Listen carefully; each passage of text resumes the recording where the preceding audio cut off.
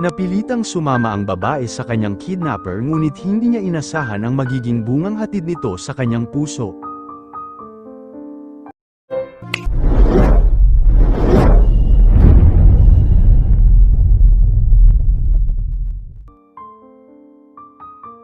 Si Aling Nora ay isang simpleng ginang na mula sa probinsya, kasama niya ang kanyang asawa na si Mang Ramon, isang magsasaka.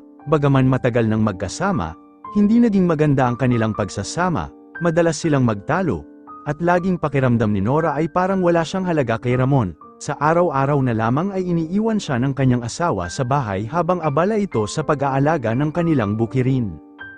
Isang gabi, habang mahimbing ang tulog ng mag-asawa, biglang sumiklab ang tunog ng mga sirena sa labas ng kanilang bahay. Nabulabog ang tahimik na baryo. Si Nora ay biglang nagising sa tunog ng kaluskus sa may bintana. Bago pa man siya makasigaw, isang lalaking may takip sa mukha ang biglang sumunggab sa kanya at tinakpan ng kanyang bibig. Agad itong nagpakilala. "Kumalma ka, Nora, hindi kita sasaktan. Sumama ka sa akin ng maayos at walang mangyayari sa iyo," sabi ng lalaki, habang marahan siyang kinakaladkad palabas ng bahay.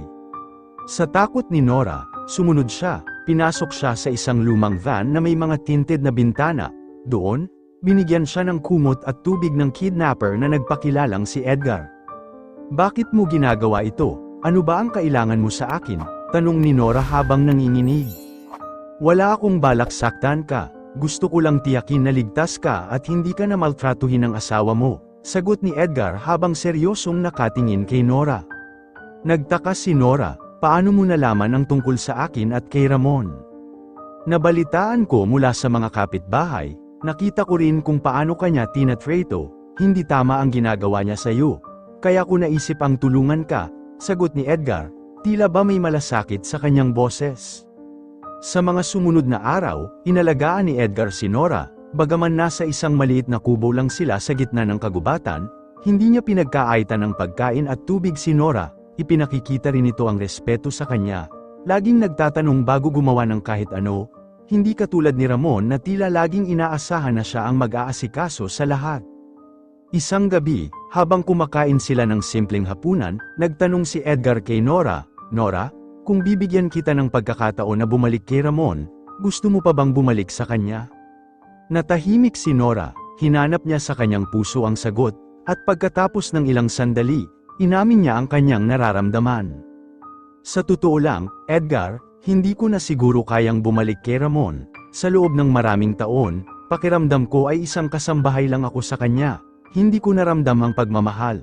Pero sa iyo, kahit sa kakaibang paraan tayo nagkakilala, naramdaman ko ang respeto, naramdaman ko na may halaga ako," sagot ni Nora habang tumutulo ang kanyang mga luha. "Totoo ba yan, Nora? Alam kong masama ang ginawa ko sa pagkuha sa iyo.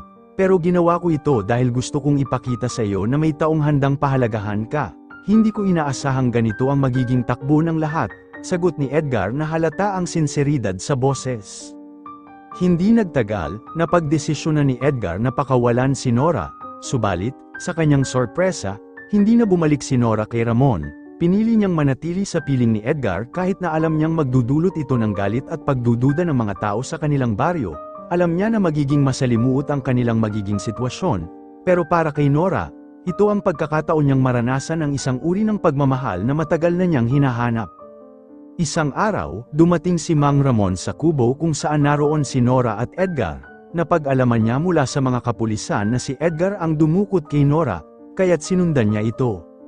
"Bakit ka sumama sa kanya, Nora? Ginawa ko ang lahat para sa iyo.